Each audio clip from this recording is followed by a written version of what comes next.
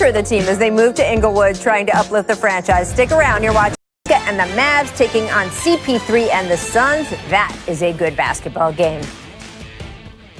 So Steve Ballmer, one of the most enthusiastic team owners you will ever see in any sport on any sideline, we got the chance to sit down to talk about how he got that way, the Clippers' experience in the bubble, and the difficulty of parting ways with Doc Rivers. We also talked about the Clippers' new arena. Here's our full conversation. Steve Ballmer. The road of going to a championship is hard. As a pair and as a duo, it has to start with us. I'm ready to dive right into this and give everything I have. This is going to be an unprecedented season. What does it feel like to you to be starting up again? I'll tell you the craziest thing. I went to our first preseason game. I sat in that arena.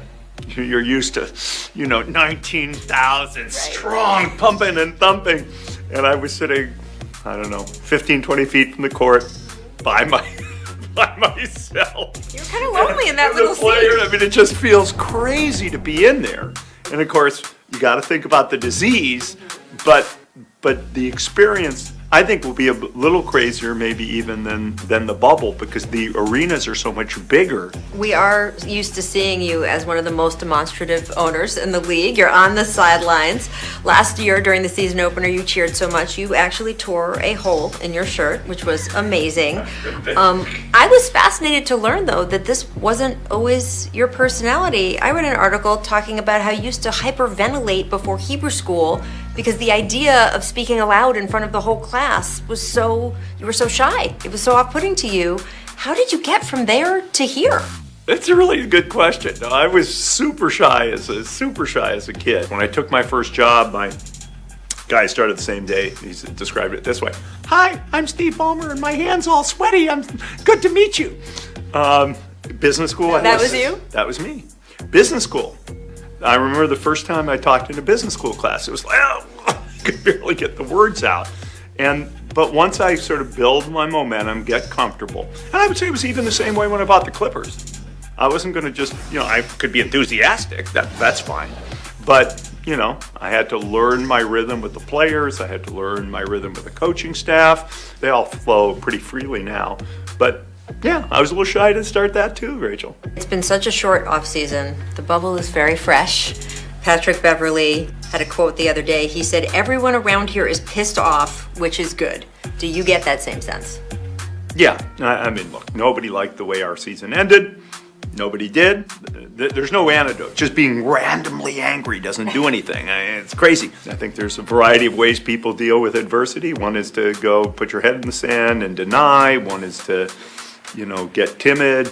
That's not our guys. I think our guys say, okay, we're not happy, but we're all about getting better. How do we get better? How do we get better? How do we get better? You didn't experience what happened in the bubble from afar. You were down in Orlando for weeks and weeks at a time leading up to that Game 7 in the second round. What did it feel like for you to be sitting in the building and watching those last minutes tick off the clock? I missed not 1 minute of anything in the bubble until the last 40 seconds, and I just couldn't stand it. I got up 40 seconds. Did you leave into the concourse? 40 seconds, I left, and then I saw the Crockies, and I went over and congratulated them, and the game ended. Coaches are the fall guy, and sometimes it's not warranted. Steve Ballmer decided we need a fresh start, and look, that's a brave, bold move. Paul George and the Clippers have agreed to add 4 years to his contract. Last season didn't end. The playoffs didn't go the way they wanted them to go, and certainly there's a lot on Kawhi Leonard and Paul George with a new head coach in Ty Lue to get this figured out. I'm interested, especially your approach to this, because you come from the tech world. You helped build Microsoft. How did that experience affect the way you approached the NBA team, especially this offseason? In the tech world, you have version updates. Okay, what's a version update? Well, we can do a major upgrade in the summer, and we can do a minor upgrade at the trade deadline. Right. So you think about things in a little bit different perspective. Sports is more final. Tech, you can say, we'll improve the product next release. Every 24 seconds, You know how you stand. Every game, every season, and there's no, hey, I'll make it up in the future. It's all even more accountable. Doc Rivers had been with the team since you bought it, and really a key point of contact for you. How hard was it to decide you guys should part ways? That was very hard. I mean, Doc, I would call my mentor in the league. I mean, I don't know what it's like for most people when they first come in and as governors, but I didn't know what I was doing. I learned more from Doc than I did from anybody else, and I really appreciate his mentorship. But yeah, it was time. It was time to try something a little bit different. And I respect Doc a ton. I like Doc a ton. I learned a ton. And except when the Clippers play the 76ers, I wish them a lot of luck. You're also trying to improve the team by building a new arena. Why is it so important to you that you have your own place? We need our own home. I mean, this is a crazy place. People who spend time in LA, fine. I grew up in Detroit and Seattle. There was one Pistons. There was one Supersonics. There was no contention to be the basketball team in town. Well, here there is. We need our home, our identity, our personality. And I will say, you didn't ask the state or city for money. You guys are spending the money for this. Do you feel it's going to fundamentally change who the Clippers are in Los Angeles? I think it takes a lot of things for us to fundamentally change who we are. I mean, not any one thing. I think it'll be another significant milestone. But we've got to win. I mean, the arena too. But, people want, it's winners that transform the legacy of the team, what the team really stands for. And it'll be a step. But the big step will be getting our hands on one of those pretty little trophies. Thanks so much to Steve Ballmer for his time. I thought that was exceptional. I really enjoyed that conversation. And Perk, I love the accountability that he took, right? He was like, no, the arena's going to be nice. It's all good. Contracts are nice. We have to win. Do you think that he's right, that winning a title can change the perception of the Clippers overall? Do you think it's really the only way that can happen? Absolutely. Look, LA and Boston are similar. They're not selling for the conference titles or 60-win seasons.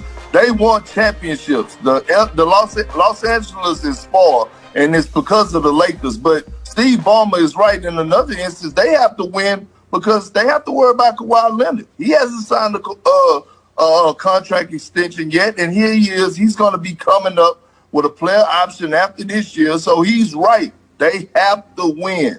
And they have to win big.